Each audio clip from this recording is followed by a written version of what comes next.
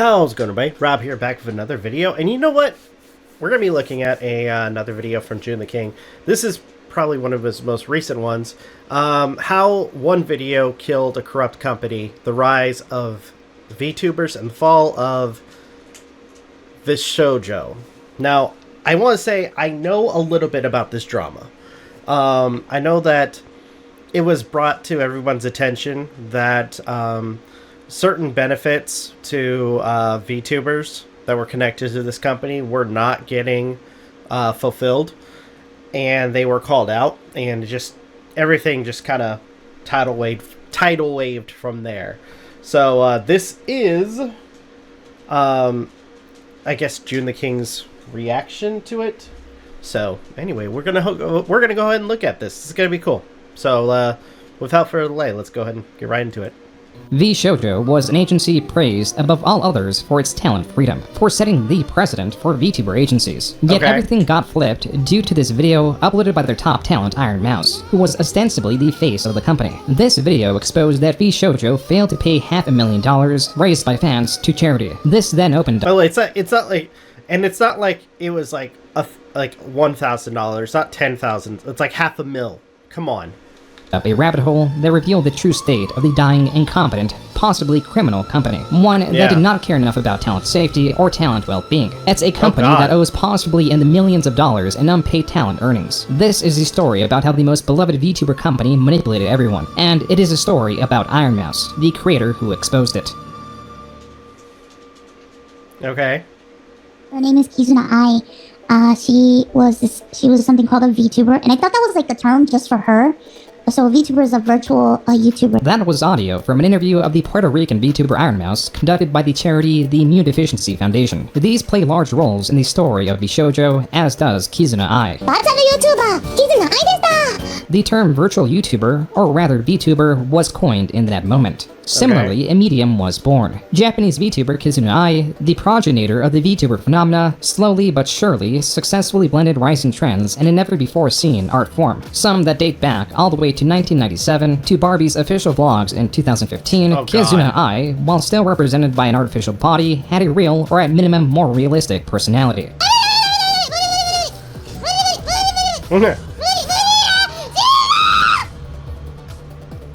That was a video of Kizuna Ai playing Resident Evil 7. Kizuna Ai was successfully melding online culture and its content forms, such as vlogging and let's plays, with a hyper-expressive female anime model. I remember seeing this character every once in a while. Like every... This was hardly the only bridge it built, as even the title of the videos, whether it be the Let's Plays or main channel uploads, that were also titled in English. While there was skepticism about the entire project being more artificial than it let on, those fears were quelled with videos such as this one, in where she speaks directly to Anime Japan attendees. This proved that she had a personality, that the footage was not pre-recorded, and chiefly, that the technology exists to allow all this to happen live. And I thought it was so adorable, and I was like, man, I wish I could do that, but it seems like it would be so expensive to do. I don't think I could ever do that, because it seems like it was a 3D rig, it was a 3D model, so I figured she's probably like jumping around and it's motion capture software and stuff, and I can't even get out of bed. You know, there's a program that you could use called Face Rig, where you can be an anime girl too, and you don't have to like be in a 3D model, it's 2D, and it just tracks the movement of your camera. And I was like, oh, okay, I guess I could do that. This was the origin of the VTuber Iron Mouse. Though she began streaming in 2017, she was streaming on the lesser-known platform YouNow, with less than satisfactory equipment. Yeah, I didn't even have a microphone or anything. Like, I used the headphones from an iPhone. In reality, this was the least of Iron Mouse's troubles. I was fine for like my first teenage years, and then all of a sudden I hit 18, and my body was like, nope, that's it.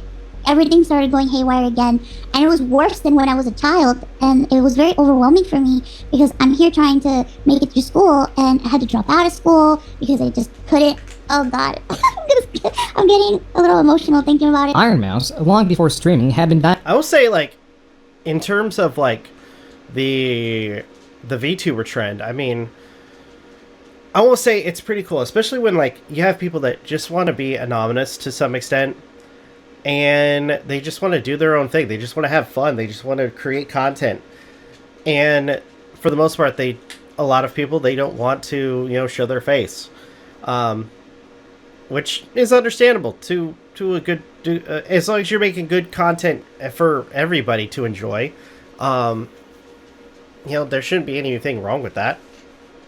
Diagnosed with common variable immune deficiency. In simplest terms, this is a disorder in where the body has trouble fighting off infections, diseases, the works. Virtually anything small is a big problem, which forced Iron Mouse, an opera singer in training, to isolate. To add to the danger to her life was also the lowering of the quality of life. It was a lot, and I just thought, maybe if I go online and maybe I could stream and I can make friends and talk to people, and I also wanted to talk to people that didn't have CVID and that didn't have what I had, and there was a part of me that just wanted to just be normal and talk about normal stuff and not think about it. A motivation to stream, as told by Iron Mouse, was as much escapism as it was a chance to socialize, as she had called herself an extrovert forced to live an introvert's life. This also plays into the VTuber model in helping her hide the condition she wanted to escape, even visually. And I just started streaming, and then for a long time, I only had like 5 people, 10 people watching me? On YouNow, Iron Mouse would stream infrequently and only for an hour at a time because this was her physical limit. When I first started streaming, I could only stream for like 1 hour at a time because I was sick and so... I can only imagine... sorry, I don't mean to pause it, but I can only imagine with like the condition that she had where, it was so, I want to say physically taxing, where it to the point where you can only record for a certain just do a particular activity for a limited amount of time. I'm sure it's very difficult for a lot of people doing other things as well, whether it be dealing with cancer or something like that. It's just I'll say, like, creating content too. I mean, there are points where you're just like, okay, I need to take a step back. Unfortunately, like in my case, not saying it in terms of health, but like there are times where it's like, okay, life, I gotta deal with this. As much as I want to record, there's stuff that's going on that I need to deal with, or something like that. Exhausted.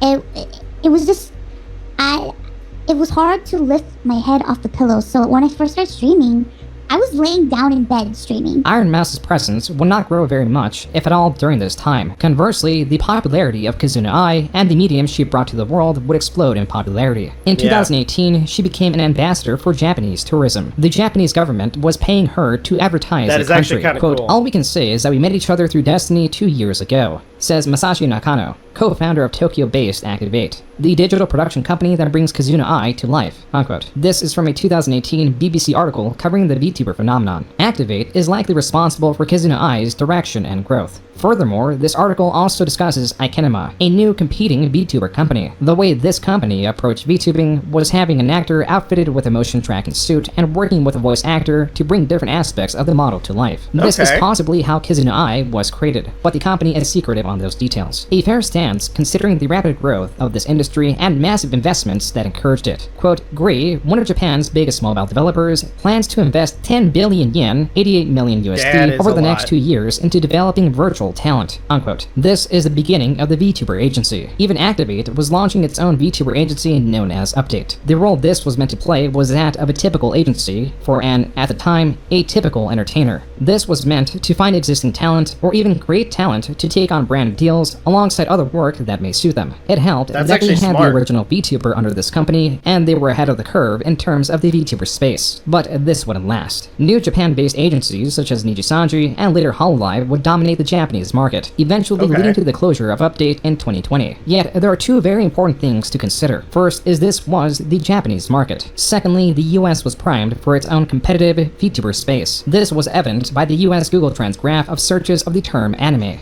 suggesting an increase of familiarity with the medium. A reason for this could be the global pandemic, with the world locked down and streaming services equipped to deliver a backlog of thousands of anime episodes. I will say, like, during the pandemic, it did seem like VTuber, like the whole medium of VTuber just skyrocketed.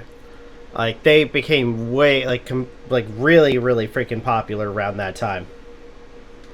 Episodes to new fans, the popularity of anime skyrocketed. It is important to note that this was not exclusive to this medium, but rather it affected demand for content in general. Whether it be YouTube videos or live streams, demand jumped across the board. The live streaming website Twitch had also been, since 2018, the home for Iron Mouse. This is a graph from August 2018 to December 2019. It shows that she was not streaming very much. On average, she would get 21 viewers and peaked at 71 viewers. When increasing the range of this graph to encompass 2020, it then becomes difficult to overstate her growth. Her growth was so massive that the previous dates are not even represented on the graph. This growth was likely due to the aforementioned pandemic, her streaming far more frequently, and that a popular streamer rated, or rather sent viewers to Mouse's stream, which kickstarted this growth. Viewers, like 800 viewers, and then 1,000 viewers, and I'm like, what is happening? And then a lot of people started watching me, and I started actually earning money from streaming. That last part is highly relevant to the story of Iron Mouse. As though she did try to hide it, her condition was exposed through the noises the machinery that supported her made. This brought a different perspective and understanding in that streaming was one of the few jobs she could do. While the world outside during this period was hostile, it was considerably even more deadly for Iron Mouse, who alongside her CVID also had lung issues and muscular atrophy. Even her voice was allegedly affected by her condition. Suffice to say that life, even before the pandemic, for Iron Mouse was not easy. Though she did receive support through the Immune Deficiency Foundation, not enough money was coming in, to the point that her parents had to continue working through their would-be retirement to support her. They couldn't retire because they needed to support me, and it was a lot for me because I care about my parents so much. They've been there for me, and I just remember growing up thinking and waking up sometimes late at night and just seeing my mom cry because she doesn't understand what she did. My parents are very religious. They're very Catholic. So to my mom, she feels like she did something wrong for me to come out this way. Even with the full support of her parents, this at times was not enough to cover her treatments. Issue that I had, I missed a lot of treatments because, simply we couldn't afford it. We were having issues with insurance. Fast forward to April 2020. Mouse was growing rapidly on Twitch, and she was fundraising for a proper hospital bed, titled as a quote-unquote better workspace. The goal for this was $2,000 with a time frame of 243 days. This goal was hit sooner than expected. I like to call my bed my bed. I don't like calling it my bed. It makes me feel very embarrassed. It makes me feel not so good. Jeez. Thank you so much for the pedal. Harry, thank you so much for the follow. Okay, thank you so much for the gift. Thank you. Aww. Oh my God. In less than 10 minutes, the goal of $2,000 wasn't just hit, it was surpassed. This was life-changing for Iron Mouse. And not just because of the hospital bed, but also she, through continued streaming, could pay for her bills and her parents' bills. This provided much-needed relief, considering her parents had recently lost their jobs due to the pandemic. Iron Mouse was also now able to afford better healthcare. She was now able to stream more frequently as her viewership continued to grow. And so did the popularity of VTubers. The term VTuber, as per Google Trends, shows that in 2020 there has been some very aggressive growth. And where there is growth, there is potential for investment. Potential for Vshojo.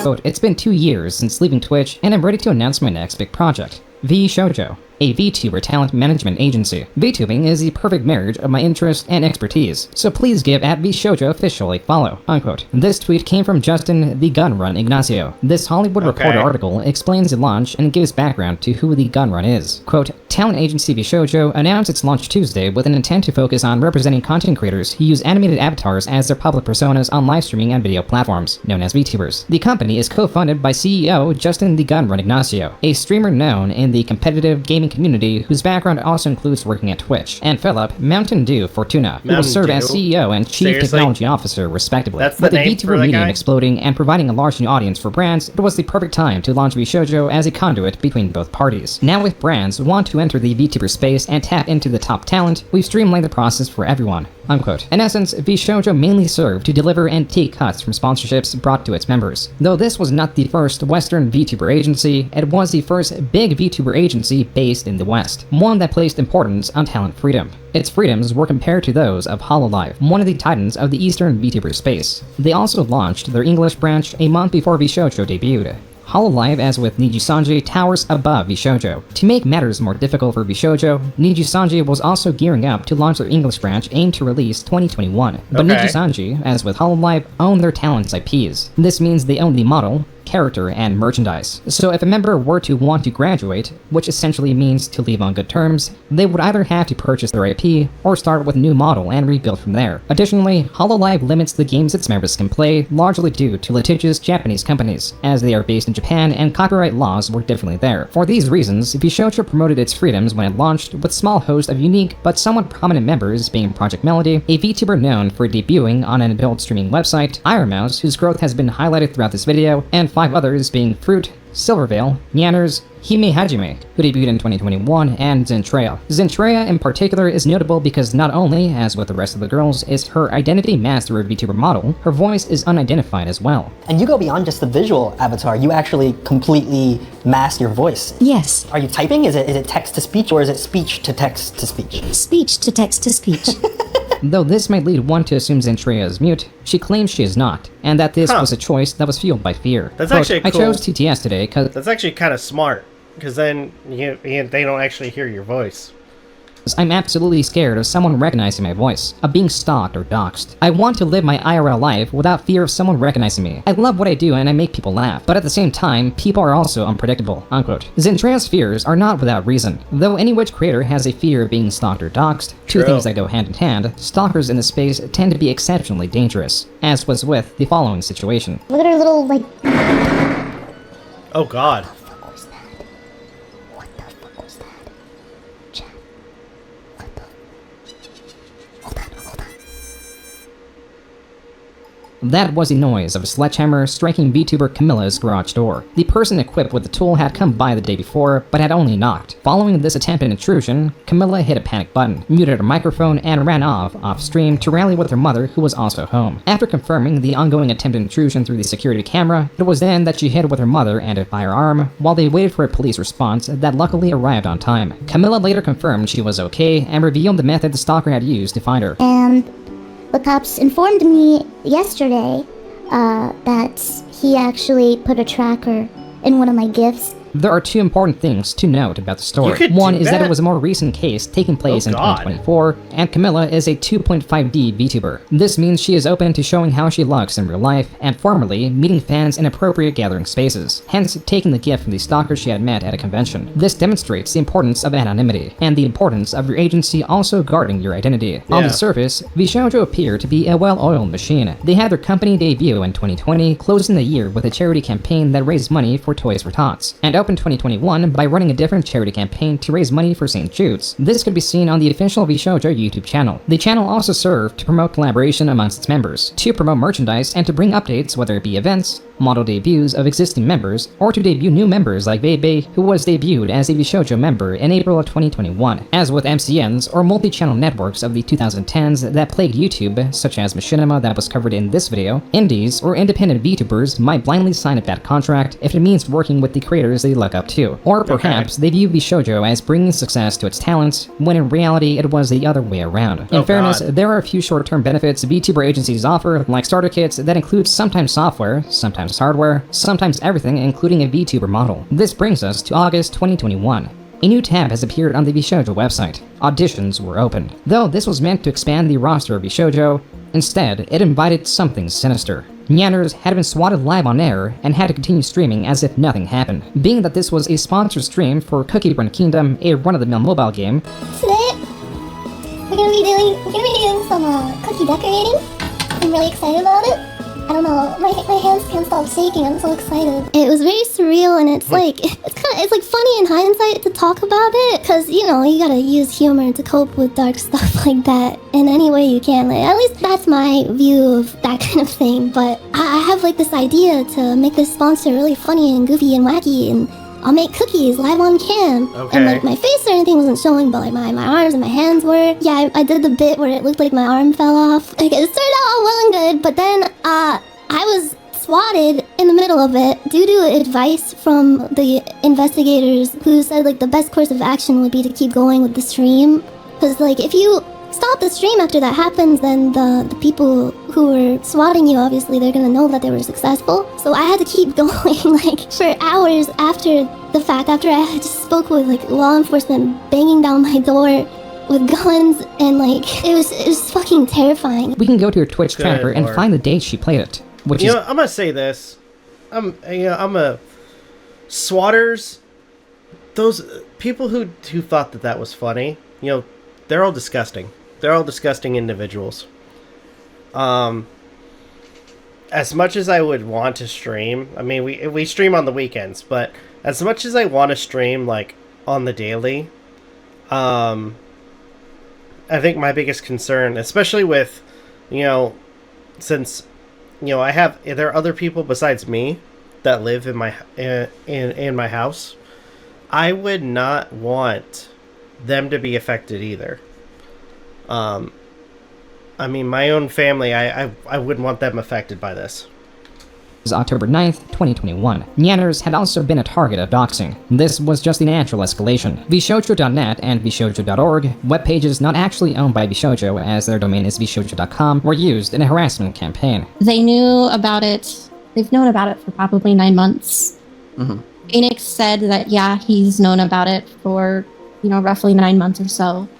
It just felt like, you know, mid-June, they could have been like, hey, if people are trying to impersonate us. That was indie VTuber Saki Nightshade being interviewed by content creator Flamenco TV. And though Saki says they've known about the dog site for 9 months, they later corrected to be 7 months. Saki was a victim of this same swatting group. This began with an email not too different from this one, that was sent to a different victim, which reads, quote, "Our talent agents would like to offer you an invitation to joining us as a full-time streamer for Vshojo. Okay. If you would at all be interested in this opportunity, please reply to this email stating you are interested, and we can schedule a short phone interview with one of our agents to ask a few questions to get to know you." Unquote. The email goes on to emphasize a deadline. Most importantly, the email is from Vshojo.org, a website that was eventually taken down by the real Vshojo. For the time being, applicants will not be much the wiser in sniffing out that this is indeed a phishing email. Phishing is the practice of masquerading as a reputable source, in this case a company. Though phishing scams are typically financially motivated, the people behind this one only sought to do harm. As for the real Vshojo auditions, this is the actual audition form. Not a very streamlined process, as to get here, you have to go to 3 different web pages on 3 different websites. First, click the audition tab on Vshojo.com. Then this takes you to the Gun Runs Reddit post explaining that they are opening up auditions for the first time ever and anyone can apply regardless of size. Finally, you need to click on the submission link, which redirects the user to a Google Forms page. Saki did indeed apply to Vshojo on September 22nd, 2021. This is their application video. There are countless application videos still up. With the existence of these, one can see how it would not be difficult as a doxer to acquire targets. This leads us to October 18th, 2021, where Saki tweeted, quote, "Today may have been the most exciting day I've had in a couple of years. Holy fuck,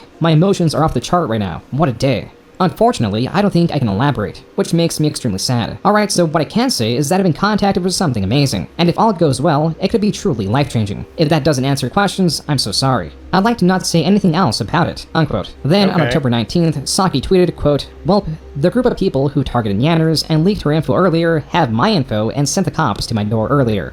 They're threatening to do more. Other than threats to leak my info, they aren't saying much else. I guess I should have figured it'd be too good to be true. Oh well, not much that can be done." Unquote. Saki and Nyanners were not the only targets. The following day, Nuxtaku, a creator infamous in the VTuber space, tweeted, quote, "Someone is trying to dox VTubers by masquerading as Vshojo. I can't say more at this time, but please share this around and be careful. They tried to dox me, but I sniffed them out and gave them wrong info, so don't worry about me. I spoke to the CEO of Vshojo and I'm trying to untangle everything. I'll update you when I can." Unquote. As for what Vshojo officially said on this during this time, they said absolutely nothing. They made no efforts to warn applicants that there was a malicious actor masquerading as them. They knew about it. Thing to do. They've known about it for probably 9 months.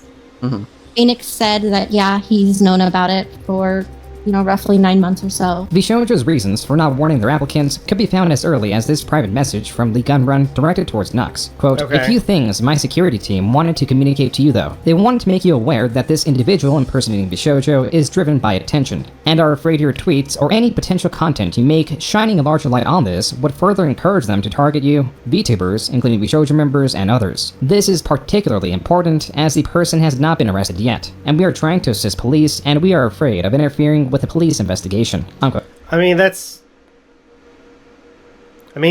first off, they should have warned people about this going on. Second, I mean, to an extent, I can only imagine, like, let's say in the event that they do interfere and it messes up everything, then they end up getting blamed. I'm not, and by the way, I'm not justifying what they did. Like, I'm not applauding what they did. I'm just saying it's somewhat understandable, but it's still fucked up. Quote, Nux responds by emphasizing he did not want to give out any details for that reason, but also he does not want any other VTuber falling prey to this, and that he is also working with law enforcement. Publicly, there was over a month of silence. No new victims, no new updates. That was until November 22nd, 2021. Nux uploaded a video titled, quote, I caught a swatter that doxed 12 VTubers, myself included. Oh, really? Unquote. Nux in his video breaks down the events chronologically, from getting the email to then being suspicious about it because he never applied to Vshojo and then being uncertain about it all. At this point, He never was part of Vshojo? Hold on. I was pretty certain that they were the real deal. I just didn't know why they would accept me if I never applied. After talking to him for a while and him asking me a lot of questions and actually telling me a lot of details about Vshojo that I knew were correct because of my own personal connections and things that I knew beforehand, but also knew that the public did not know. So I was like really teeter-tottering on whether this was the real deal or not. He showed me the actual contracts of Vshojo when he was trying to prove that he was legit, and the contracts looked very legit. They had the signature of the Gunrun, the CEO of Vshojo, and they were the real deal. As Vshojo would claim, these were not the real deal. This would be a point that Vshojo themselves would aggressively try to get across. But for now, let's focus on this. Anyway, the dude asks me for my name and phone number and address, to which I told him, yeah, let me, you send me the info and I'll send you that stuff. At this point, I message the Gunrun who follows me on Twitter, let's go, absolute legend. I say, yo, send him a screenshot of the email. I say, is this legit? Is this your guy? And he says, no. We knew about this guy for 2 weeks. He is doxing and swatting VTubers. Though Nux states 2 weeks, in reality, they have known about this doxer/swatter for much longer. As for so it's like they knew about them for a while and they didn't say anything. the timeline, it was then that Nux warned the public and reached out to Saki. From here, he continued his own investigation. This involved giving the doxer a phone number attached to a burner phone, alongside feeding the doxer false information. The doxer was then gloating on a Discord server that they've obtained Nux's dox, which is when a member of that Discord server reached out to Nux, claiming to be a fan of his and that he just got doxed. Phoenix, the cybersecurity expert working for Vshojo, would claim that this was part of their strategy, that their MO was to do this quote-unquote good cop bad cop thing. This is done to establish credibility. If true, that would mean it was not just a single doxer, but rather a group working together to target Vtubers, which seemed to be the case. At this point, Nux was supposedly still in danger of falling into their trap, but little did they know now the doxers were even more in danger of falling into his. Now, it may come as a surprise to you, but there was some reverse doxage going on. This dude's domain name, after giving it to some ordinary gamers, we were able to track down his Doxman account, because he's doxed dozens of VTubers, which I will not name because why the hell, and I'm not going to tell you his domain because, it's not public info. So many massive VTubers literally scared the hell out of me, which is why I really wanted to make this public despite the fact that people told me not to. That's right, the person that actually knew him in real life told me his actual address. If Nux was indeed talking to the quote-unquote good cop in this scenario, then the address would have been false. Yet this was Nux's only source of information. And it keeps getting better. Working with Muda, we got so much stuff. We found 2 of his YouTube channels, including this video where he is actually admitting to quote-unquote being the best swatter ever. Get a look at this. See, I told you guys I was the fucking best swatter on fucking Discord. We were like, well, we can still verify so much of the information that we got from so many people, and I will tell you how. Saki Nightshade has an OnlyFans, and someone that followed her on OnlyFans the day of her swatting was the same as the Telegram handle that this doxer guy used. See, they need to verify that you're over 18, so you need to give them all of your info. So my poor man literally screwed himself over because I know many people that work at OnlyFans, and it was all too easy to gather that information. This is yet another point Vshojo's claims differ from Nux's, as Phoenix, the cybersecurity expert, in private messages with Nux states, quote, regarding verification that the account holder is over 18, this is another factor in the disinformation I was telling you about. The swatter is actually, in real life, not over 18, unquote. Despite Nux acknowledging he got this information wrong in the messages, he did not edit the video to correct it. These messages were largely exchanged to do just that, as Vshojo was shown this video by Nux beforehand. Phoenix went as far to say that making this video was entirely Nux's right, and that they, being Vshojo, have no problem with it. I am so glad that I was actually able to work with Gunrun 2 weeks too late! I'm still a little bit peeved that, he knew about this for 2 weeks and didn't tell me. I thought that was a little sus.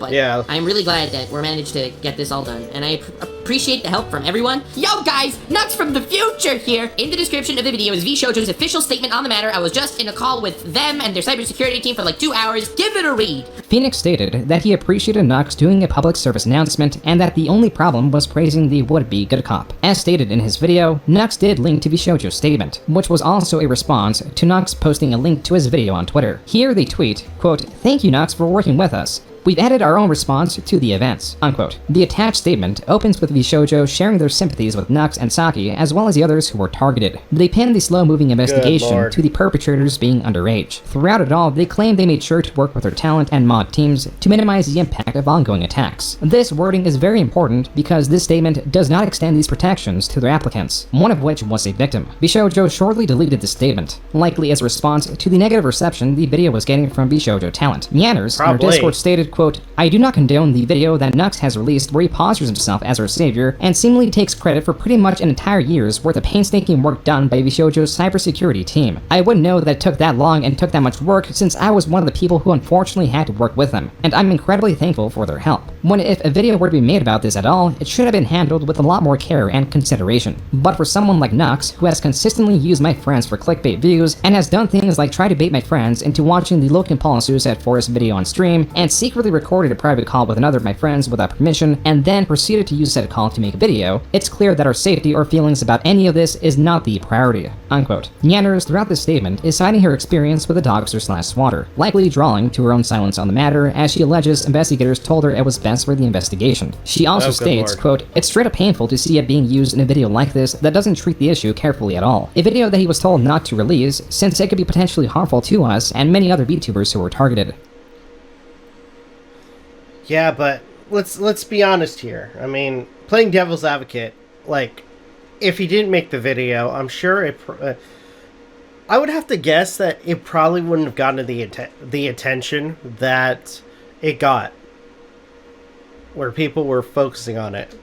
Unquote. In a second Discord post that shortly followed the first, she states, quote, "Vshojo was forced into making a statement on the matter after asking him repeatedly to not release his video. They had to issue corrections to the video since he would not, and there were several inaccuracies," unquote. Though there were a fair amount of inaccuracies, Vshojo did not demand Nux not post the video. Following this backlash on November 24th, Nux would take his video down and post a statement in the form of a tweet longer. Quote, "In regards to my video, I worked with Vshojo on this for a while as he mentioned in the statement in response to my video. I did show them my video before posting and it was not requested to refrain from uploading. The rumors that I had posted it regardless of being asked not to are untrue. In fact, leading up to the events of posting it, I was a part of a 4-hour conversation with their chief cybersecurity officer overseen by an executive of Vshojo and one of the members of the group," unquote. Okay, I had to turn around because I didn't realize my wife was behind me.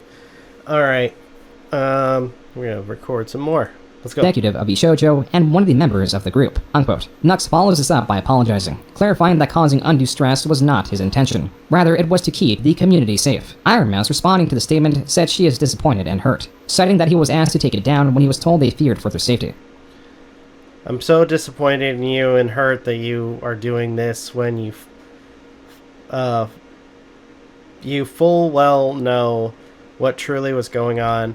We asked you to take it down. We told you we feared for our safety and you didn't care." Hime Hajime echoed the sentiment. Twitter user Dr. Vagrant archived replies from additional Vshojo members. Here, Silvervale and Fruit state that Nux was repeatedly asked to take the video down. The following day, on November 25th, Nux released a new statement, this time in video form, giving his timeline of events, as well as stating that Vshojo was working with him, and again stating he was not told to not post the video. In fact, he claims there was only one person that asked him to not upload the video. They acknowledge that they have no problem if I publish this video, and it's entirely my right as a victim of Vswatter. Nevertheless, I showed them the video before uploading so they could let me know if I should make any changes or ask me to potentially not upload at all. They asked for changes like blurring things and denying the culprit's notoriety, and I complied. My brother was the only person that asked me not to post the video, because he was afraid for my safety beefing with Vswatter. While this could have ended here, Nux's statement made Vshojo look incompetent and competed with the narrative that they were not in support of the video. This is likely why the Gun Run, on November 27th, released a statement attempting to regain control of the narrative. The first version had a glaring mistake in their own timeline when it stated the threat actors sent out the emails October 22nd, when they were actually sent out as early as October 18th. This was corrected as this error cannot be found in the updated version. In the introductory paragraphs, the point of the document is made clear. Quote, this document will go through major misconceptions about Nux's now deleted video and his replies and apologies. Unquote. The first allegation tackles the belief that people, likely referring to auditioners, were still in danger of phishing attacks. In response, Vshojo states, quote, our cybersecurity team was able to work with law enforcement to obtain the target list from the threat actor. This list confirms that only 2 phishing attempts were made, one to Nux and the other to Saki. Unquote. This is a bold statement, one that is contradicted by this tweet by small streamer Juno, directed at Nux when he initially warned applicants. It reads, quote, yo at Nux Taku. Had that happened a few minutes ago, but I didn't fall for it. Unquote. Furthermore, Nux's original video stated that the perpetrator had 12 victims. In fairness, these victims could have been unrelated to the VTubing space, and Nux does not delve into it in his removed video. This is why I reached out to Nux on August 7, 2025. Here he states, quote, there were those phishing emails sent to more than 3 people for sure because they sent them to me at the time, but I don't know how many people got actually doxxed. Unquote. I asked Nux I can only imagine how many people did get doxxed. to clarify if he meant that as an assumption or a statement, which he responded, quote, other VTubers showed me they got emails from Vshojo.org telling them they got accepted, unquote. Not only does this contradict Vshojo's statement that only 2 phishing attempts were made, it also demonstrates the potential harm Vshojo placed their auditioners in by not making this known, even privately. The fact is, Nux made it known, and afterwards, there were no further victims, at least none that came out publicly. Continuing with Gunrun's statement, he presents the timeline of Nux and Saki being sent the phishing emails, to Nux contacting Vshojo, to then Nux working on his video. Quote, we advise Nux that creating any content or bringing attention to the threat actor will lead to more of the same kind of harassment and disrupt our current law enforcement investigation. Unquote. This is followed by evidence of the Gunrun and Phoenix stating that the video could interfere with ongoing police investigation and that the perpetrators are possibly motivated by attention. Also listed is Saki Nightshade's tweet stating Vshojo ignored their attempts to get in touch with him, though as Saki later confirms, this was due to an error on their side. As for the topic at hand and a large portion of contention in this entire controversy, quote, allegation, Vshojo gave Nux approval to release his video. Reality, Vshojo never at any point said he had permission, nor were we asked. Unquote. This is stretching the truth. Though yeah, kind of. I mean, in some respect, you mean in conversation, he's told he can upload the video, and then all of a sudden he can't. I mean, overall, it does seem like, you know, especially with the evidence that he showed that, you know, they were being grossly incompetent on some of the things that they were doing. Vshojo never gave their explicit blessing, they did state it was in Nux's right to post the video as a victim. Yeah. They also gave many words of praise and even I mean, I'm gonna say this, because a lot of content creators, especially in the commentary field, you could try, I mean, in the event, especially in the event that where you're dealing with a situation where a company or individual is doing some shady, like, dealings. I mean, you could try asking for permission and try to get their approval, but in reality, like any other kind of like content or news or whatever, you don't strictly need their permission to upload it. At that point, if you feel strongly about the story and overall you want to bring it to light of what's going on, then a lot of times you don't need permission from the company itself. Just like how in a lot of situations where people are like, you know, playing Let's Plays or for the most part doing reactionary videos, you don't have to have permission from the creators that create the content.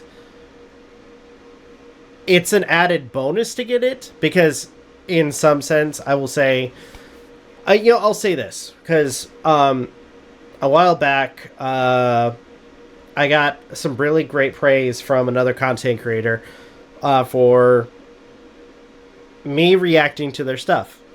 And before I even got permission, I was already reacting to it. Which, you know, to them, they make great content. But overall, again, you don't need to start doing reactionary content on a subject. You don't need permission. Just like how you don't need permission when you're, you know, doing commentary on, you know, certain individuals. thanked him in the prior official statement. This is seemingly reduced to just being polite. Continuing on is Vshojo's timeline of these events, which strangely asks how they view Nux prior to his video. Quote, snap context. There is a negative history of interactions between Vshojo and Nux that led us to proceed with extreme caution. Okay. Unquote. The following points are then directed to Nux's video, how their goals with the response were not achieved, and how they allegedly tried to convince Nux to take the video down. Here, they reiterate that they did not endorse the video. Below are 3 screenshots meant to support Vshojo's claims. Even these contradict their timeline. Take note of this point, stating that Vshojo's initial statement was drafted and tweeted to contextualize concerns with the video. This contradicts this screenshot that Vshojo themselves posted as evidence where Phoenix states, quote, thanks a lot. Would you be willing to include a link to a written response by us as well? It's going to be more about making sure people don't think that contract language is real and answer some likely FAQs that will result from all this, unquote. The final sections of the document claim Vshojo will be increasing their efforts to ensure their talents are better informed, and that any confusion that previously arose was the responsibility of Vshojo. Quote, we did warn Nux about releasing the videos by outlining concerns from our cybersecurity team, but these are not the same as asking him to pull down the video. From our perspective, we believe these were strong warnings, and we could have been much clearer on the risks, unquote. This was and would continue to be a major criticism of Vshojo surrounding this event, as well as foreshadow future catastrophe. For now, there was de-escalation. But I am glad we're at a point that I think it is behind us. I spoke to almost everyone involved privately, and apologies were exchanged. Nyanners, as other VTubers did, corroborated this by stating apologies were exchanged all around. And on the surface, it appeared that creators have come to a... Okay, I'm sorry for the stress and confusion I caused. We've all learned from this, and I regret how everything happened. We have all reached out in private to apologize and clear the air with each other. I'd also like to extend my apologies to all of our communities. Thank you. Healthy conclusion. But then there was this video of one of the alleged doxers claiming they were not apprehended. Nux Tiger didn't deserve any of this. Like, nothing even happened to him, first of all, and I didn't do anything to him. He made up the story just to get views on YouTube, so I want to see you guys do something. Like, you guys are literally fucking harmless. If you're gonna threaten me, at least, like, keep your word and go through with it. I don't know, it's just a laughing matter because it's literally so funny. Are you guys gonna do something to me or not? It's been 2 days and...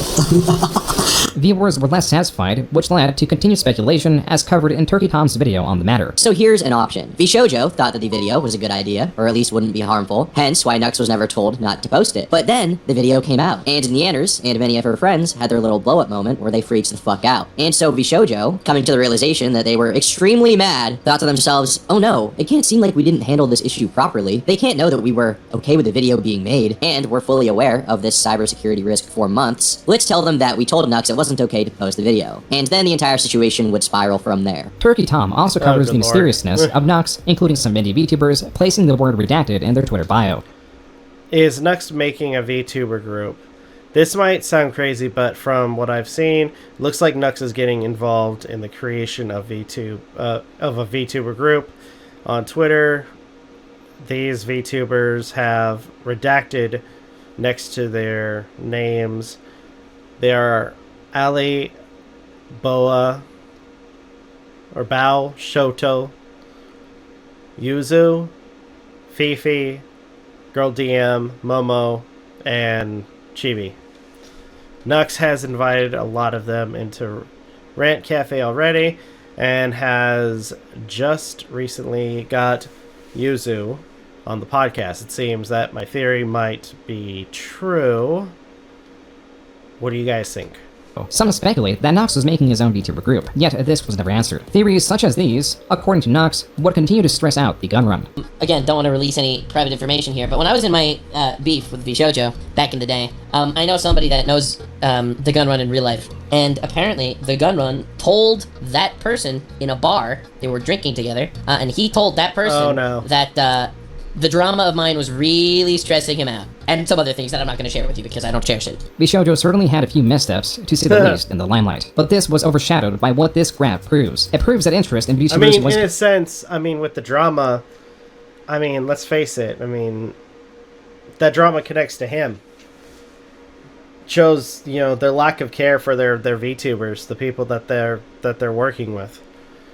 It makes them look incompetent. It makes it look like they can't do their jobs correctly. So, of course he would be stressed. He's doing something that isn't okay. That isn't, up to standard in terms of, care for those that are under the Vshojo label.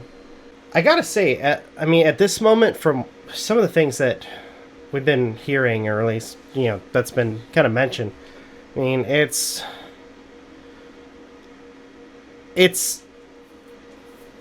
I want to say it's heartbreaking, considering the fact that, you have quite a few of these content creators that just, they want to make content. They want to, keep their privacy, and you have people that try to ruin that for them, and it's not right. It's not right whatsoever. It seems like there has been a lack of care with Vshojo. So anyway. Going up. So much so that searches for the term VTuber doubled from 2021 to 2022. This is why it is no surprise that on March 16th, 2022, The Hollywood Reporter announced that Vshojo had secured $11 million in funding. Jesus a two-filter article goes into the gun run strategy, essentially what the money was going to be used on beyond typical operations. Quote, it wants to bring its VTuber partners to gaming and anime cons while also working with them on content creation. It will also build up its IRL backpack, which was developed by founder Justin the Gun Run Ignacio to enable streaming on the go. Finally, Vshojo will promote mental health care through a partnership with the nonprofit RAD. Rise Above the Disorder. Unquote. The IRL backpack was the only notable project of the gun run outside of Vshojo. Besides the backpack jumping from version 6 to 7, it is not very well known how much capital was invested into quote-unquote building up this backpack. Even the website where it is sold has largely remained unchanged in the past 4 years. As for the points that the gun run was bringing VTubers to conventions and working with them on content creation, these are provable. This is a video of a meet and greet at Anime Expo 2022. It is not so much different from the one Kizuna I held several years back. It was also at this convention that Vshojo announced 2 new members, Keisan and Azuna. Keisan in particular had been streaming as a 2.5D creator all the way back to 2017, and understandably, the crowd was quite excited.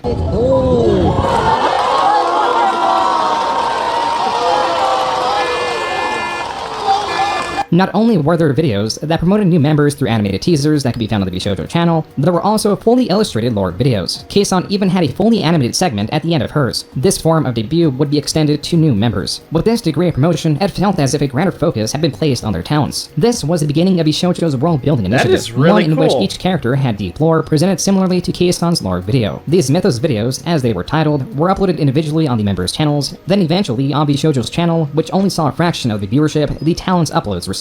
These were complex storylines involving heaven and hell that weave together the fictional background and relationships of its members. The money Vshojo received was presenting itself. Even future meet and greets were even more impressive, as rather than be presented through a screen, Iron Mouse appeared to be floating through what appears to be some sort of hologram. Finally, that's actually kind of awesome. was the charity aspect. This was something that Vshojo had been doing since they themselves debuted, as Vshojo ran many fundraiser campaigns through Tiltify, a service that directly gives money to the charity that is being fundraised for. Among the many charities Vshojo supported was the Immune Deficiency Foundation, the charity that once assisted Iron Mouse. This makes sense because she was growing so fast, she was becoming Vshojo's powerhouse. As his 2022 Bloomberg article reports, quote, Iron Mouse currently has more than 1 million followers, and as of March 7th had 171,800 subscribers who pay $5 minimum monthly fee to patronize her content, unquote. The shocking fact is not that this largely came from a subathon, but that this subathon would be outperformed massively by future subathons in the coming years, likely due to the charity aspects attached to them. Iron Mouse was not the only one raising money in this space for the Immune Deficiency Foundation. Connor, or Sea-Dog, the male VTuber on screen, is not actually a VTuber. He is a voice actor and YouTuber who lives in Japan and often collaborates with Iron Mouse. He even did a panel with her in 2023, as by this point Iron Mouse and Connor were seen as very close friends. Hi there. Okay, I have a question for both of you. Oh, yeah. In your entire streaming career, what would be your favorite moment, like, at all? Oh, my favorite moment. Jeez. What's your? Do you have one off the top of your head?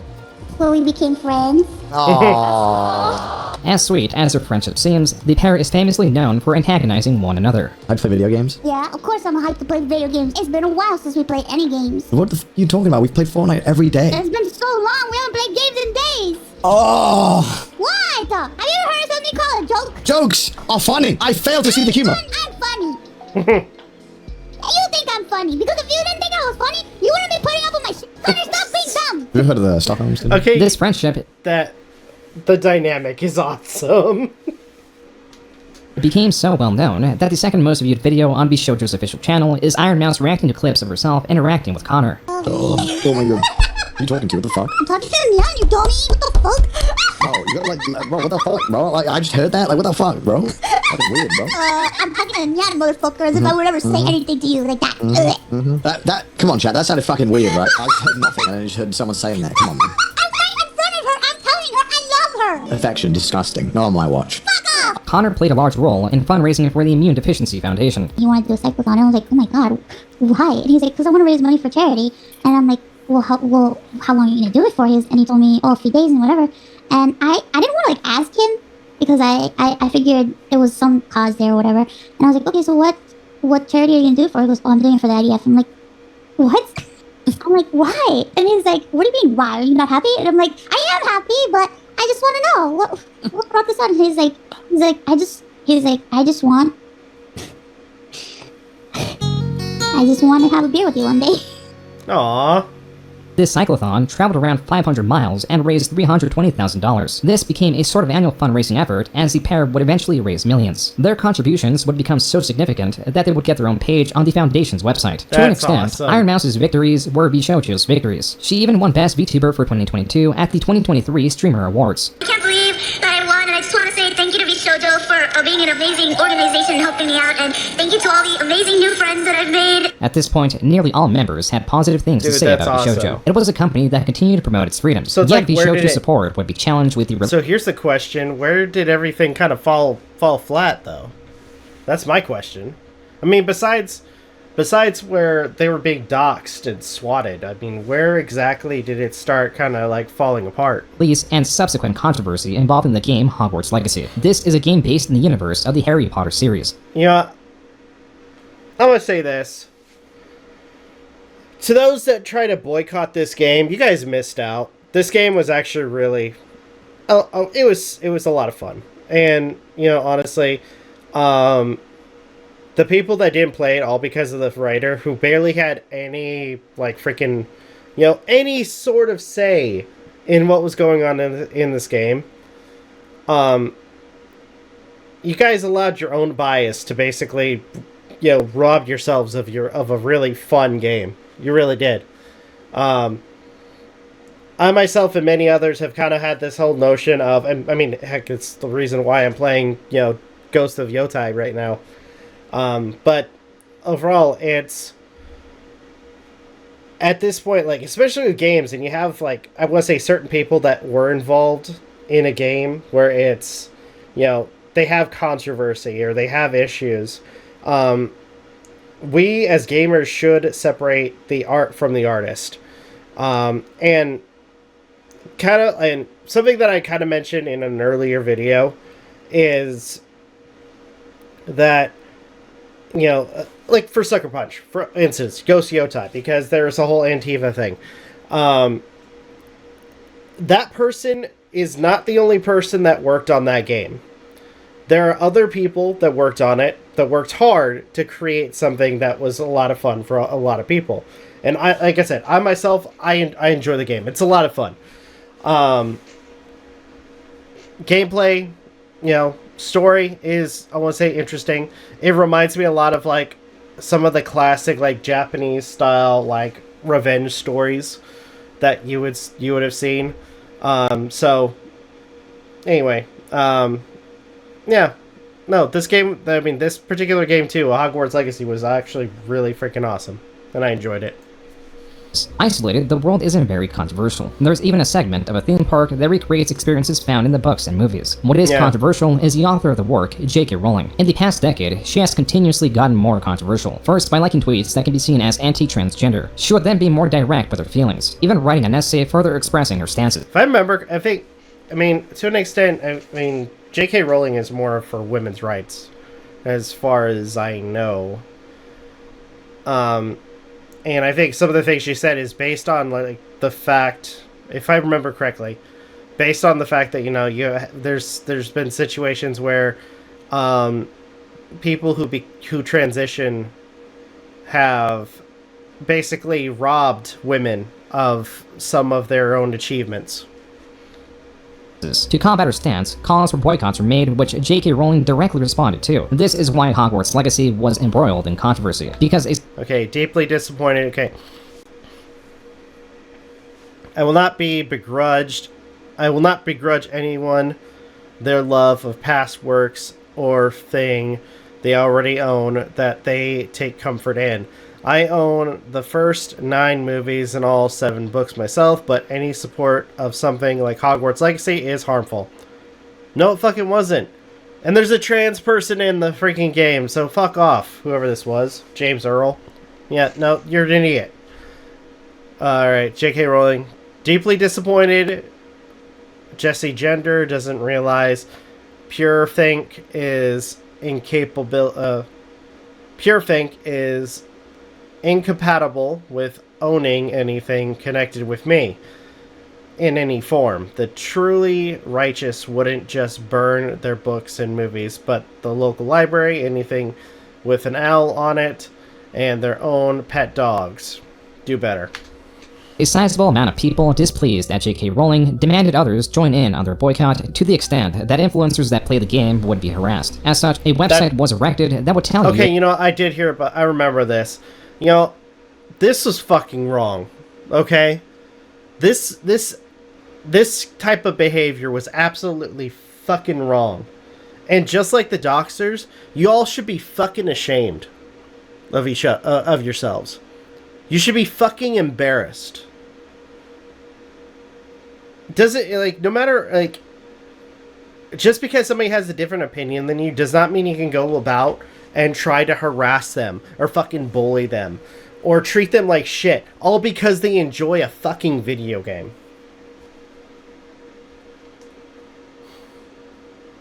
I'm gonna say this. As much as I like the first Last of Us, I absolutely I did not like the story for The Last of Us Part 2. Am I gonna fucking shame people for playing the game and liking it? No. It's their own opinion. To each his own. That's how it's supposed to be. But it's like, it just, I'm gonna say this. It just goes to show your character when you go out of your way to basically hate on somebody just because they like something that you don't like. If a Twitch streamer played the game. Silvervale, a founding talent of Vshojo, played this game, as did many other creators, which is when hell ensued. News about creators being harassed for playing the game was making its rounds on Reddit and Twitter. Even Vtubers who announced they were going to play it but never did were allegedly harassed to the point of canceling their planned stream of the game. As for Silvervale, the harassment she receives, as she claimed, crossed into the real world. And harassment and doxing and people doxing my friends and so much horrible, vile things, all of them streaming a fucking video game. Silvervale has stated... Yeah. Let that sink in. Again, to people who thought that this kind of behavior is fucking okay. You people fucking suck. I'm just gonna say it. The people that thought that this behavior was okay are fucking monsters. You people fucking suck. I'm gonna sound heated, and you know what? I don't fucking care. Because whether or not we like a game does not give us an excuse to fucking harass somebody. It really does not. And honestly, if you're gonna be that fucking butthurt for somebody playing a goddamn video game, then you know what? How about you take your computer, shut it off, and stay off the fucking internet just completely. If you're gonna get that fucking butthurt for somebody playing a goddamn video game. That she wanted to play this game because the Harry Potter series was something she deeply enjoyed in her childhood, not because she was trying to take a stance on what was going on with J.K. Rowling. This controversy partly escalated because the word trans was banned in her chat, which infuriated some. Silvervale claims this was not her doing, but instead it was Twitch's auto-mod. Apparently people think that I banned the word trans in my chat, which I did not. And incidentally, the word trans itself falls under the level 2 moderation filter along with gay or other terms, just because they are regularly used to incite harassment. This did not end here, as not all targeting Silvervale believed in her story or even that she was doxxed. And then there was Fruit, who in the midst of this tweeted, quote, "It costs me $0 every day to be kind and accept people for who they are. Yeah. So for every like this tweet gets, I'm donating $1 to Mermaids, a charity that supports gender-diverse children," unquote. What the Though fuck? the replies to this tweet were positive, the quote tweets were not. Some critical of the charity she chose. Fruit followed this up by stating that their twin brother means the world to them and they'll support a better charity if there is one. Fruit and Silvervale were being attacked from different sides. Some saw Fruit's statements as a jab at Silvervale, but this appears to be the minority. Despite trending in the VTuber space, both Fruit and Silvervale received a fair amount of support. As such, Silvervale announced she was still going to play Hogwarts Legacy. And I'm gonna be a fucking wizard. and we're gonna enjoy this fucking game. There you go. Will not be bullied by a bunch of Twitter freaks with nothing better to do with their goddamn lives. That's While the true. support was there was one place. I mean, that's the best way to go about it. Is you have a bunch of people that are just gonna fucking, you know, type on their keyboards.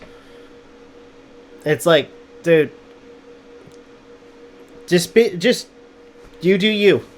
Don't listen. I want to say that's one thing I learned like early on, like really fucking early on, when it came to creating content, is I've had people that fucking try to shit on me for a variety of different reasons. Hell, you know, I think the dumbest thing, and you know what, it's such a low bar. It really is. When you have people that basically attack my weight. You know what? Yes, I'm fucking fat. So fucking what?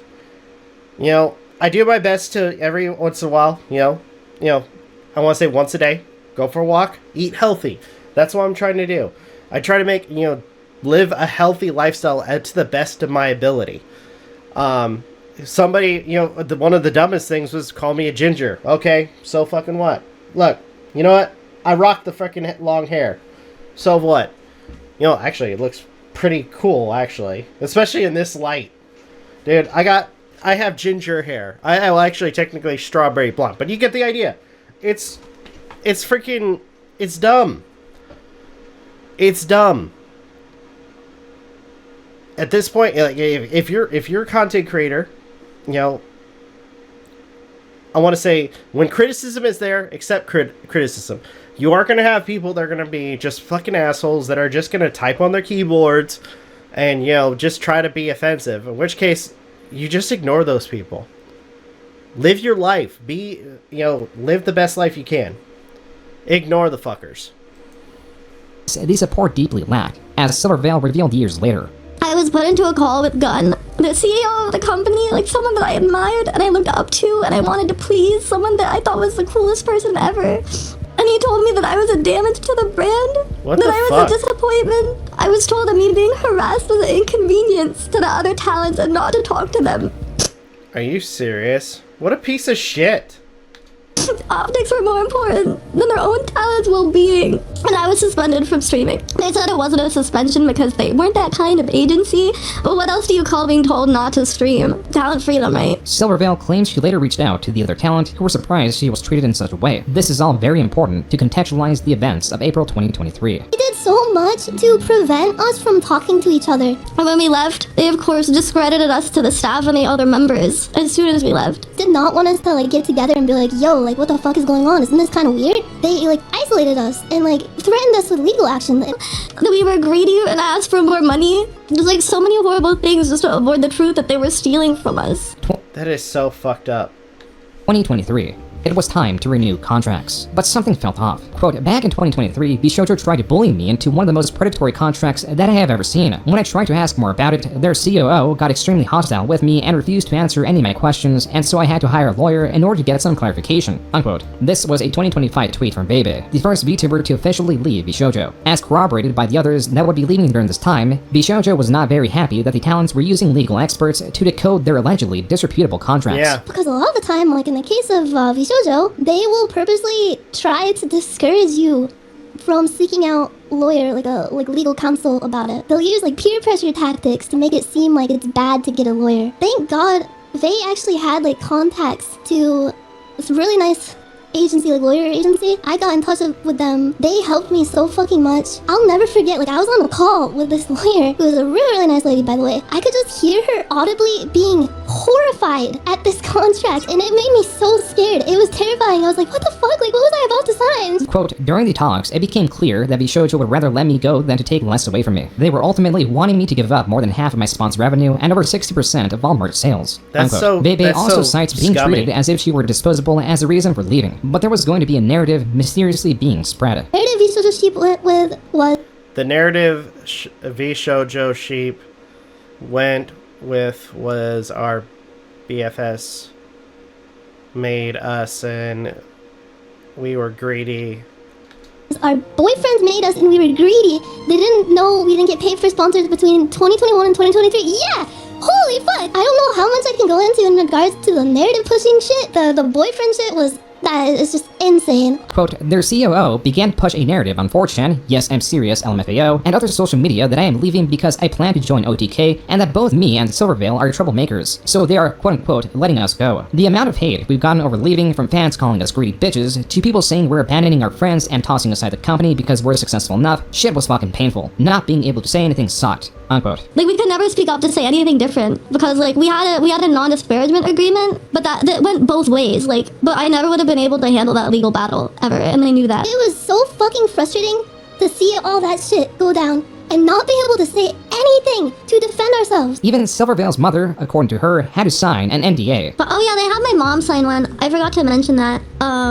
She's not my manager or anything, she's literally just my mom. Quote, in order for me to leave, they demanded I sign an NDA that prevented me from speaking to any other talent about it. I could not say why I was leaving. I could not say what the terms that I was saying no to were. I even got in trouble for advising them to hire their own attorneys. That's really not okay. Like, that seems really, really shady.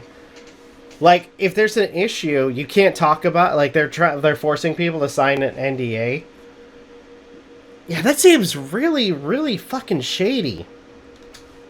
To watch my streams, read my Discord, and threatened to sue me if I said anything that hinted towards how I really felt about the company. I was threatened with a lawsuit. Another term in allowing the three to leave was that they will announce the departures in 2 ways to minimize damage to the company. First to leave, as announced on April 25th, 2023, was Vei and Silvervale. As per this Reddit post, Vei did attempt to clarify in 2023 that they left because the contracts did not make sense to them. Then on April 30th, 2023, it was announced that Nyanners was leaving as well. Little did the audience know that the girls did not get paid for sponsors. Vei claims that she did not get paid for a single one after 2 years. Silvervale and Nyanners tell a similar story. I would repeatedly ask how the sponsor payments were going, and they would just always say it was in the works, so they were waiting on a sponsor, like so many different excuses. And I know people probably wonder, like, why didn't you know this earlier? But it took them months to pay out sponsors, so it was easy to lose track. And I was livid when I went through all my payment history near the end and saw just how much it was withheld from me. It was crazy. Calling back to Nyanners being swatted in October of 2021, she was swatted in the middle of a sponsor stream. But was she even paid for it? So that was like one of the like glimmers of hope. I was like, you know what? I went through all that, but at least I'll get paid. Wouldn't you know it? Like, one of the many things that they had failed to pay me for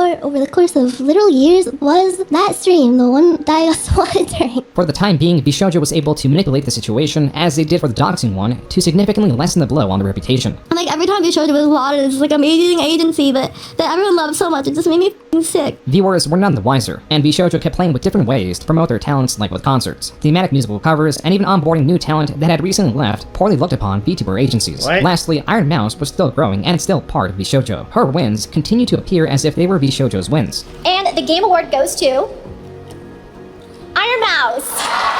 First and foremost, I want to express my deepest heartfelt gratitude to the incredible community that has gathered around my streams, and I also want to extend a very special thanks to Vshojo, who brings all my ideas to life. Iron Mouse was a 2023 recipient of the Content Creator of the Year award at the Game Awards. Oh, For her 2023 that's cool. subathon, she raised a significant amount for the Immune Deficiency Foundation, as half the earnings from Twitch subscribers were promised to them. After the subathon ended, the money went through Vshojo and then to the charity, and everything was well and fine. Mouse had gained so much prominence that Vshojo's celebration page on the official Vshojo website were achievements nearly all earned by Iron Mouse, who also won VTuber of the Year for 2024, where she was accompanied on stage by the Gun Run himself. I'm telling you, like, Gun is like the nicest person you'll ever meet. He's a genuinely nice person, genuinely nice guy. I have, you know, I mean, I'm not gonna say I'm an industry veteran, blah, blah, blah, but I have talked to so many people, and literally everybody who has What ever is met Gun that? has only ever had nice things to say about him. No one has ever said anything mean about this man, and it's because he's a fucking saint. And like things that I've accomplished, and like almost as if he was like my dad. I wonder if it's because she hasn't had much bad experiences with him. He would take me things, and like we had like there was this thing for like the Immune Deficiency Foundation, and he went to it, and he's done so much. Like he just really cares. He really does, and that's why I love him, and that's why I will always rep this company till the day I fucking die. Unless they fuck me over, but they never will, because I know, because There was something eerie about Vshojo in 2024. There were teasers for projects like Vshojo University, but they were never expanded upon. Ideas or the ambition the company once had was not shining through, and the talent were noticing this. I was so focused on the group, pushing forward like good PR. You know, I joined during a year when the group had just lost a bunch of talents, and then one joined, and then it was me. There was still a lot of uncertainty. There were a lot of people just kind of like sitting there like, what's gonna happen, you know? That was Giga, a talent from a corporate background that joined in 2023, recalling the state of things. Right? Like, I was just like, I don't know what we're thinking here. Again, if we had all the money in the world, then I'd be like, hell yeah, because then we could throw funds at stuff and help launch somebody. It's marketing budget. That it can actually work out. But we didn't have that, so I was pointing this out. I was pointing this out the whole time. I was pointing this out before I knew who some of the people were that were potentially joining. I was like, hey, can we do this? Can we do that? And I was just trying to be very realistic. But I was looking at what we were doing, and I wasn't privy to every bit of information. Obviously, I was just privy to some little bits. Even with the little bits I was privy to, I said, hey, you should do this, this, and that to become profitable. You're not doing this, this, and that. So I spent so much of my time being in the group pushing these things forward. We should be doing this, we should be doing that. And I was really trying. Like I said, I was sitting there in meetings with people, like spending real time on this, writing up notes, handing written up things. Despite Giga taking note of the diminishing funds, Vshojo had pressed on in attempting to onboard new, smaller talent that they could clearly not support. 2024 was the year that Vshojo announced Nova Generation, 4 talents dedicated to the Japanese branch. It was also the year that the English branch was doing several rounds of interviews and eventually hired a few talents. And I'm really grateful that we got money at least, but throughout this, I've just kind of been thinking that I kind of felt for it again. Like, yes, there was an audition. Yes, it did happen. Yes, it did start in July. Yes, it did go until December. These VTubers, as with many others, were slated to debut early 2025. Until then, they were told not to stream, even under an indie account that would be separate from their debut account. And then they wanted to bring people in, and I said, I don't know if we should be bringing anyone in when these issues are here. I don't know if I like that, especially with smaller talent. When later I found out one of the people was one of my own friends, I was like, now I'm extra mad. Right? Like, I have to watch you potentially promise a friend of mine a bunch of things that I know you can't really help with. I have a friend, someone who wants to do music. Can you pay for a concert for this person? No, because they hadn't been covering stuff like that for any of us. They hadn't been covering anything for us. Late 2024. The company is in dire straits, yet few people know it. September 2024. Payments stopped to talents, such as with Japanese talent Keisan. Leadership is being strained. I have no clue. Basically, we had a COO, CFO, whatever, that was gone by like winter time, and then they installed a new one to be interim. This is a supposedly late 2024 pitch deck that shows the forecasted operating income for 2024 was a loss of $2.4 million. Jesus. Forecasted losses for 2025 were $1.8 That's a lot of million, money. or $300,000 if somehow they were able to convince their talent to allow Vshojo to license their IP. Things are not looking good for Vshojo, especially with interest in VTuber space seemingly plateauing. Enter 2025. The salary for the Japanese CEO/regional manager is cut in half. The reality of the sinking company is truly starting to set in. Now early 2025, even interim management is jumping ship. And that guy was the one who started handling this stuff as some of us were looking to leave, or as I was like trying to do the stuff that I talked about earlier with making changes, making improvements, and that guy was trying to handle it. However, at some point he just left. I assume he realized it was cooked, but at some point he left just a couple months ago. And then now another one was installed. Again, another person that I just don't know. I just like, they're just, oh, you have a new COO now. March 2025. The debut for the Monster Girl generation has been pushed back to mid-2025 to then late 2025. May 2025. The co-founder and former CMO of the company, Mountain Dew, announces his departure. June 2025. Behind the scenes, the company is allegedly attempting to find a buyer. These leaked Discord messages claim they owe $2 million for not paying their talents and from loans they have taken on. Late June 2025. Giga announces she is leaving. The next point not only marks Vshojo's certain death, but also the start of an exposure of an extensive list of wrongdoings. The clock was ticking down to Iron Mouse's departure. To contextualize the gravity of events, late 2024, Iron Mouse did her annual subathon. She had nearly doubled the subscribers she had gotten from the 2022 subathon. She had gotten even more famous now that she had broken the record for the most subscribed person to on Twitch. Though this record was shortly broken again by a different streamer, the importance of this record was that, just like for the 2023 subathon, it was money for the Immune Deficiency Foundation. And just like the 2023 subathon, the money went through Vshojo, who was meant to pay the charity. But we know they didn't pay the charity, did they? Around $2 million worth of debt, leaving us with this reality. I am leaving Vshojo. Unfortunately, I recently found out that for the past couple of months, I have been misled by Vshojo. With the information that I currently have, I believe that I am owed a significant amount of funds, which I have not been paid. And most importantly, the thing that hurts me the most is that the Immune Deficiency Foundation, which is the most important charity to me, and also the reason why I'm here today, is owed over $500,000 from Vshojo. Iron Mouse goes into her motivations for staying with the company in the past, such as the weight they placed on her and because it protected her private information. Although that was very positive to hear, it put a lot of pressure and a lot of stress on me to the point where I felt guilt-tripped into signing. I felt responsible for everybody. The amazing thing for me was the fact that Vshojo handled all my payments, and it meant that I never had to give out any of my personal information. So that was always a blessing to me. Iron Mouse states she cannot reveal much as she is waiting for legal proceedings. Potentially, she can get her money and the money owed to the charity. For now, the video ends with Iron Mouse stating she is planning on fundraising for the Immune Deficiency Foundation. Though the dissolution of Vshojo seemed like an inevitability, the way this beloved company was now crumbling, betraying not just their top talent, but all those that supported her, brought on feelings of sadness and anger. I've interviewed people who have benefited from the charity. I've gotten to speak with them, and like this, it's so hard when you donate money. Like there's so many people who are being so generous in donating money. It's so hard to see that money and to imagine that you like helped someone, and so to like kind of hear that like people won't get it really hurts. Yeah.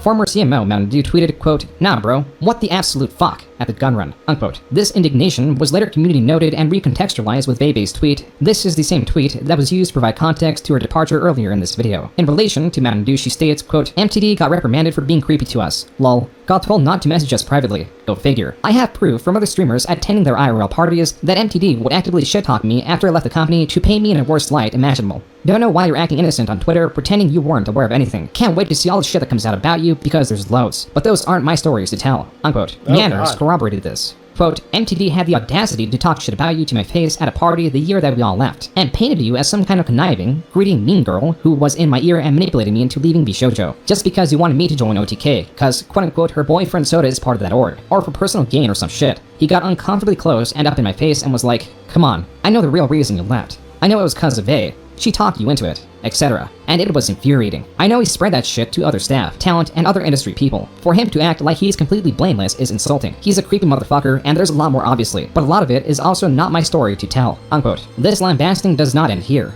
as this Twitter user claims that these were exchanges with Mountain Dew set in 2020, where he allegedly states, quote, "If someone pisses me off, I'll do some Metal Gear Solid ass trickery and get like 10 people they follow to make fake fan art of like the Juice Monster or something to see if we can bait them, LMAO." Unquote. Continuing the trend of claims of staff misconduct, Shibuya Kaho on Twitter states she had dinner with a former employee of a noted VTuber company. Quote, "Recently, I heard from another creator that he was showing photos of VTubers' real selves while revealing their personal info like marital statue. I now wanted to find a way to warn other employees. Today I've learned the most despicable shit the company has done to their talent. Don't know if he's involved with it. Yet all my personal grudge is nothing compared to such betrayal." Unquote. When asked why she kept this information to herself, she states that it was because it was secondhand information and she was somewhat in the process of verifying it. The following day, Kei-san in her livestream talked with Makino, the Japanese CEO, though he was more so of a regional manager, as he claims he was not privy to many of the details from the US side, which has authority over the US branch. The interview has been translated by the channel Yura, which is what is being presented on screen. The call opens with Makino establishing he is on this call out of respect for the talents and the fans, and his intents are not to shield the company, yet there is only so much that he can say, and even with that, information is limited. It is here that he paints a picture of a dysfunctional company. Okay,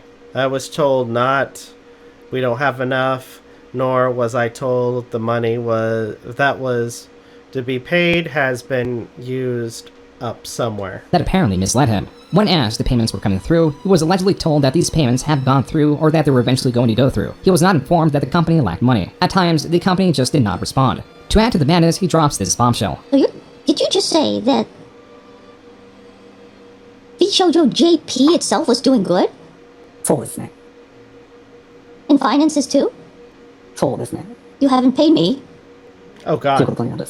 Despite the Japanese branch performing well and at a profit, they still had to incur debt of the main US branch because they are still the same company. This then leads to this confrontation. I quit Vshojo today. Vshojo 辞めます今日。はい。31日予定で。Do it on July, but I'm quitting today. だけど今日辞めます。I quit. This is very wrong. Even if we paid everything out, even if we paid you, it would have been okay. You're telling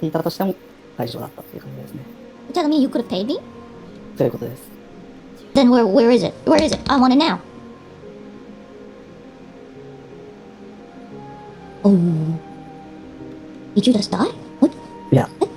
Kei-san had quit on the spot, but this interview was not just for her. She, as her chat desired, wanted to understand why Vshojo had fallen to the state. Makino explains he believes it was because they were financially incompetent. Are you telling me that it's not like someone moved, like someone did something maliciously? It's like they just weren't good at it. Finances. Continued questioning revealed that Vshojo staff were still being paid and talents weren't. YouTube channel Legal Mindset points to the talents being categorized as independent contractors. So legally speaking, while the employees had to be paid, the talents as independent contractors were a lesser legal priority. Makino also states that he smelled smoke and foresaw the upcoming fire. This is why... It was just...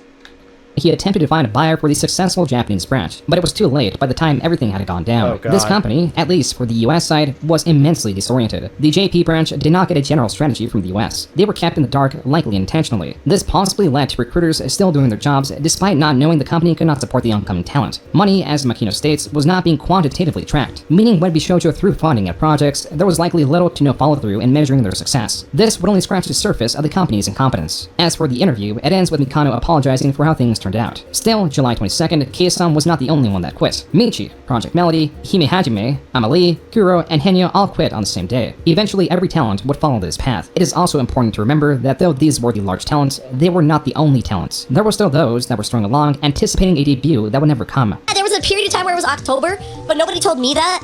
I only found out because I asked Barry, and Barry was like, "Oh yeah, they said that we're gonna be debuting in October now." And I was like, "What? I was told we're gonna debut in June." They're like, "Oh yeah, no, it's October now." I was like, "Ha! What do you mean October?" And then I checked in, and they were like, "Yeah, October, December." I was like, "December?" And then they were like, January?" And then the most recent one was March. I was like, bro. That was VTuber Pia Pia. This next video is of Torio Rain, who expresses her frustrations and losses in being strung along. I'm not only down 5 figures on debut-related fees, but I'm also down almost a year of my time. I'm not only devastated because of the wasted time, but because joining Vshojo was genuinely my dream. Vshojo's incompetence continued to be highly damaging. When I signed into Vshojo, I told my parents first thing, and I wanted to, and I told my dad that I would make him retire. So yeah, it's been kind of hard because I think I got a kind of a big head. This was not the first time something like this happened. Camilla on Twitter states that she applied to Vshojo in 2022. She passed the audition, she did several rounds of interviews over the course of months. Then eventually Vshojo moved on without a word. Quote, "One day I was chatting with a bigger VTuber and eventually the topic of Vshojo came up. They told me they auditioned the same time I did. She made it to the final round. But they rejected her and the finalists last minute to hire someone they already knew. And these VTubers were given hush money not to tell anyone about it. The girls were devastated, just like the rest of us who got dropped without warning. You have no idea how many times their talents called me in tears, suffering due to your negligence and the way you constantly mistreat them. They weren't getting paid, they weren't getting responses from you for over 6 months, and other heart-shattering moments I can't share yet." Dude, this is just... This type of thing is so wrong. These guys...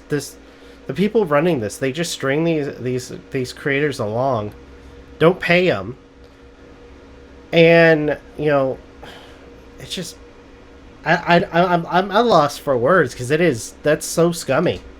Unquote. There was a building frustration that was not satisfied, and would continue to remain unsatisfied, as on July 24, 2025, the Gunrun posted this statement through the official Vshojo Twitter account. Quote, "Vshojo has failed, and I've mismanaged the company into the situation you're all witnessing. So today I am sharing the difficult news that Vshojo is shutting down, and I take full responsibility for the decisions that led up to this point. I've been doing everything I can to fundraise and right the ship these past few months, but despite my efforts, we are in a worse position, and those I care about are now paying the price." The Gunrun goes on to state that the money went directly to creators, debut investments, infrastructure, concerts, events, and staffing, essentially stating that the company failed through their incompetence or lack of funding, rather than something like embezzlement. He also states, quote, "Additionally, I acknowledge that some of the money spent by the company was raised in connection with talent activity, which I later learned was intended for a charitable initiative. At the time, we were working hard to raise additional investment capital to cover our costs, and I firmly believed, based on the information available to us, that we would be able to do so and cover all expenses." Unquote. Dude, but that money is supposed to go to the charities. It's not supposed to go to line your pockets.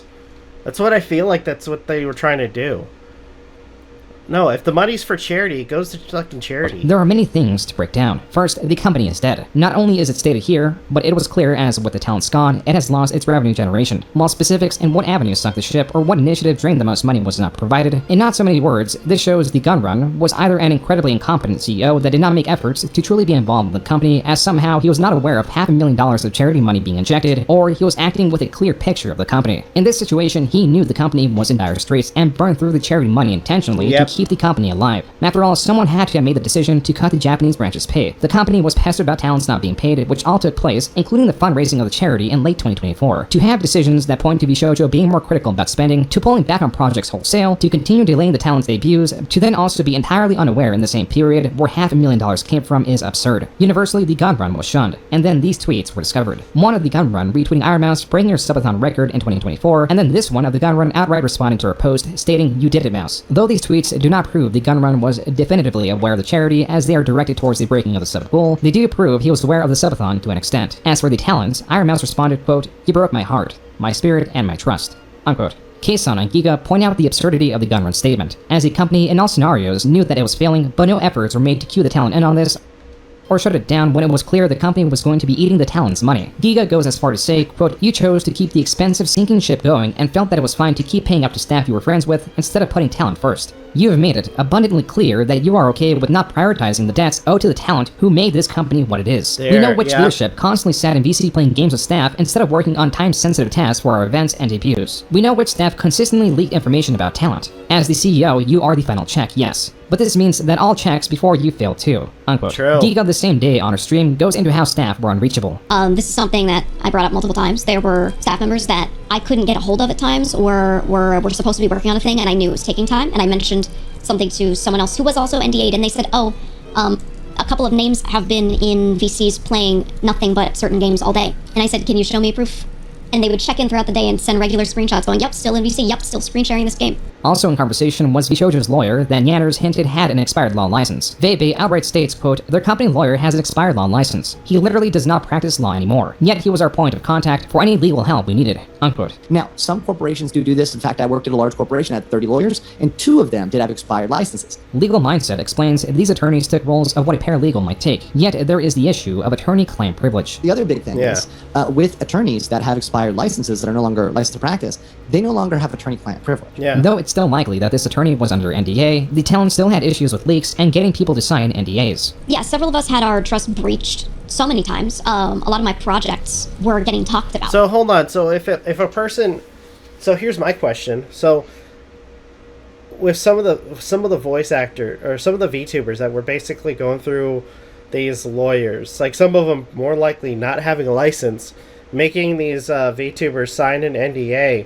I mean, does that mean that it was valid? Like, would that mean that it wasn't valid?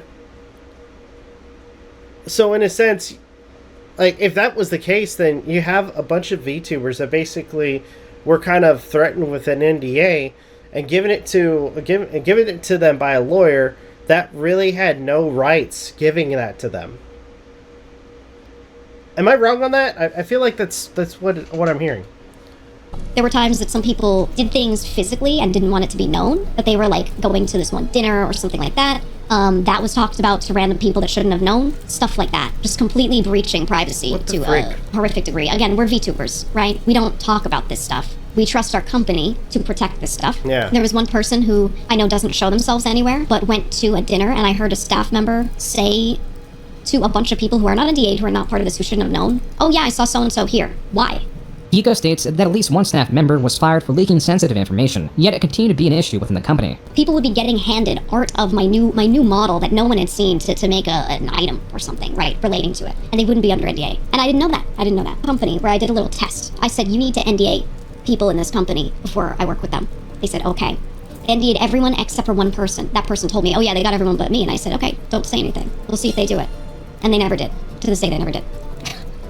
And this was why when I saw the chart of how many staff we had and how many employees we had full-time, they were listed as full-time employees. I looked at this and I went, how do we have so many full-time employees yet these types of unthoroughness moments are appearing in front of me? Yeah. This was only the start in exposing how poorly the company handled merch. A greater issue now with Vshojo shutting down as orders were still unfulfilled. Giga breaks down how what should have been an automated ledger or report from an online store appeared to be inefficiently and manually recorded. She and the other VTubers need this information to at least attempt to get these orders fulfilled for their fans. It's just like on every layer, it's pretty cooked. I was handed with my merch data, everything, like not data, it's not even data, it's just a spreadsheet with some costs and some quantities, along with financial reports I've been given. Everything looks and seems to be manually done. I do not believe that any of this was an automated report. I do not believe that any of this has been pulled from like an ongoing, well-kept ledger. Everything looks like it is someone opening Excel, referencing a bunch of random sheets on the side on another monitor, and like manually typing it in. That's what this all looks like. Employees not doing their work, not answering messages, playing games while in a voice chat, disorientation between the US and Japanese branch, money not being tracked. More and more, it's less and less surprising that $11 million plus were burned through, because that $11 million was just the seed money. I want to say that was one time, that was an initial seed round investment. I asked questions about that, and that was just the seed round, and that was it. This was the 2022 seed investment. The total amount the company burned through from 2020 through 2025 is larger, but at the time of writing is unconfirmed, though there do exist rumors pointing to a specific amount. They raised $12 25, I don't know if this is public. I'm pretty sure, from what I've heard through the grapevine, they raised $25 million. In the absence of Vshojo, VTubers were taking responsibility, such as with Iron Mouse, seeking to pay any unpaid artists that worked through Vshojo on her art. I want to stress this one more time, okay?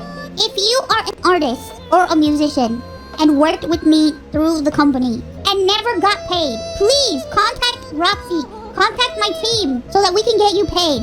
This brings us back to this Iron Mouse tweet. Iron Mouse, in her video announcing her departure from Vshojo that exposed they failed to pay the Immunodeficiency Foundation, included a Tiltify link to raise money for the foundation. It raised over $700,000. 2 days later, the amount contributed jumped to over $1.1 million. Not only was the VTubing community coming out in droves to donate money, YouTubers, variety streamers, content creators in general, and all their viewers combined were donating money. They were all showing their unity and support. At the time of writing, the fundraiser sits at $1.3 million raised. Undoubtedly, the number presented on screen is higher. In this way, the story of Vshojo is both the typical story of an absurdly negligent company that's full degree of incompetence has yet to be fully exposed, and the inspiring story of a creator that was able to shine through it all.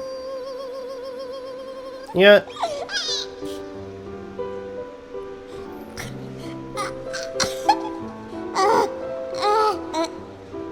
I can't do it. I can't finish it. It won't go. It won't go. I feel resistance in my vocal cords. Sorry! I feel resistance. I don't want to push it. Thank you very much. That's... You know what? It's... I want to say, it's kind of sad that, you know, this kind of stuff was happening. You know, you have a bunch of content creators, and I think it's one of the major reasons why, like, you had, like, back in the day, I mean, this is, like, back in the day when, like, or at least I'm referencing something back in the day where you had... You know, particular companies try to partner with other creators, and overall, if you partnered with particular company or particular creation website, then a good chunk of your revenue goes to the company, as well as anything going on with the company is kept in the loop. You can't negatively talk about that company. It's just... What I want to say, what some of these VTubers had gone through, it's despicable. And hopefully, you know, I don't know if there was any legal action against Gunner, but hopefully there was.